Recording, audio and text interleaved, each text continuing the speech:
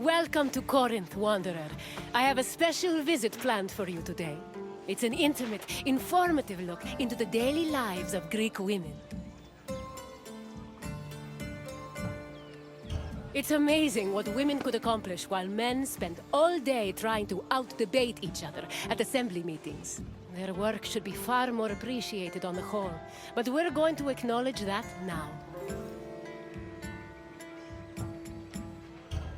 Corinth was one of the largest cities in ancient Greece. It had an estimated population of 90,000 in my times, and much of that population was made up of women. This tour will shine a light on those women and look at how they lived on a day-to-day basis. Look for me when you're done with your visit, and we can discuss things further.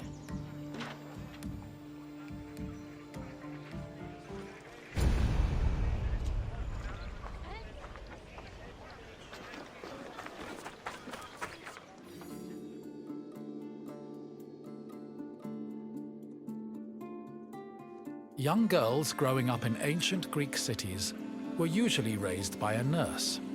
They mostly stayed in the women's quarters of the house, the gunaikon, where they spent their time spinning threads and weaving.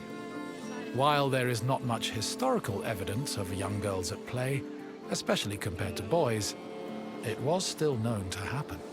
For example, an ancient terracotta group depicts two girls playing ephedrismos. This was a competition to see who could strike an upright rock from afar using a pebble or ball. The game's loser had to close their eyes and carry the victor until they managed to touch the same rock with their hands.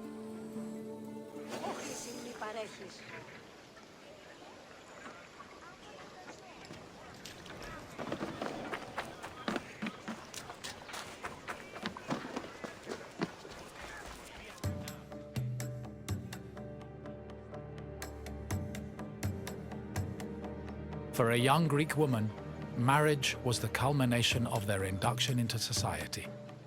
The average life expectancy for women was about 40 years, so most marriages took place when the bride was 14 or 15 years old.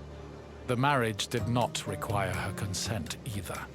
Instead, she was passed on from the protection of her father to that of her husband. Married women were not technically citizens at the time and lacked the rights that came with official citizenship. However, they did receive a dowry that only they were allowed to spend, but in the event of a failed marriage, the dowry was returned to the bride's father.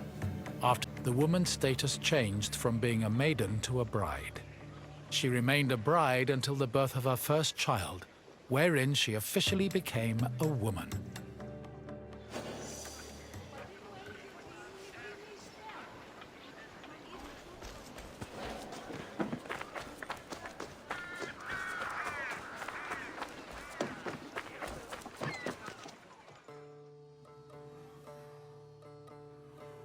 Women living in ancient Greek cities were essentially forbidden from participating in political life, and most aspects of their lives were controlled by men.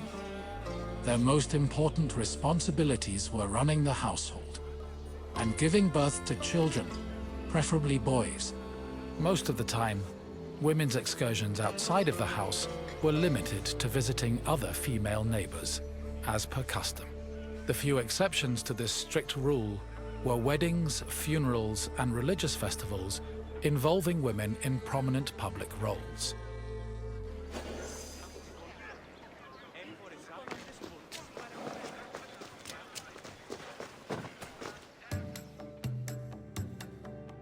Making textiles was the main occupation of most Greek women.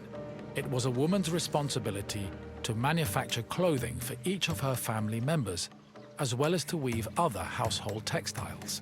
Women with exceptional weaving skills were believed to make excellent wives, and weaving in general was seen as a very attractive quality. For example, Homer describes Odysseus's devoted wife Penelope as spending most of her days weaving at the loom. Similarly, many Greek vases depicting women weaving were combined with images of a woman holding a veil, which was seen as the symbol of a bride.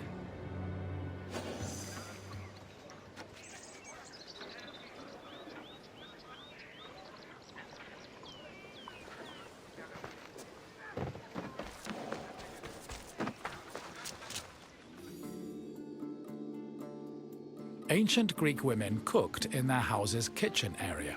However, since their cooking equipment was small and portable, they also sometimes prepared meals in the central courtyard. This was also where women performed other domestic activities. These activities were rarely seen by visiting men or passers-by, because the architecture of classical Greek houses facilitated the social norm that women should never be seen at work.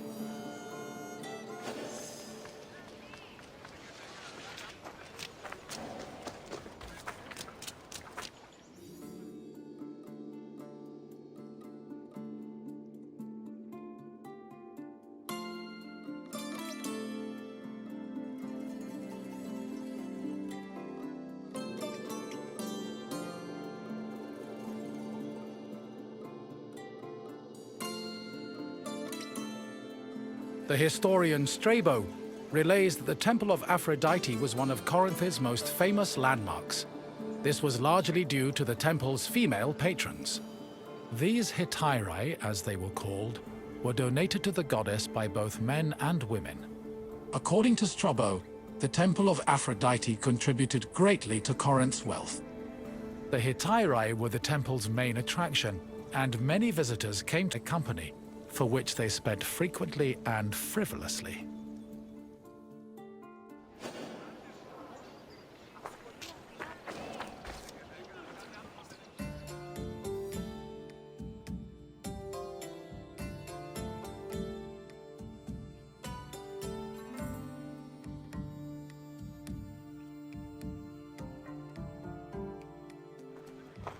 Hello again, Wanderer. I hope your visit was an interesting one. Greek women lived very restricted lives compared to men, but throughout it all, they held on to their strength and dignity. Is there anything else you'd like to do? Feeling up for a test? Excellent! Let's begin with an easier question. What was the name of the women's quarters in a Greek home? Correct! The gynekon was where young girls spent their days weaving and spinning threads. On to the next question. The Corinthian temple said to employ the Hetera was dedicated to which god? Correct. Aphrodite was the goddess of love and passion, so it's only fitting her temple served such an amorous purpose. We're almost done. Just one more question. What was the name of Odysseus' wife? Yes, Penelope was Odysseus' loyal wife, who kept at her weaving while waiting for her husband to return from war. You passed the test, Wanderer. Congratulations. Of course! Let's see what Greece has in store for you.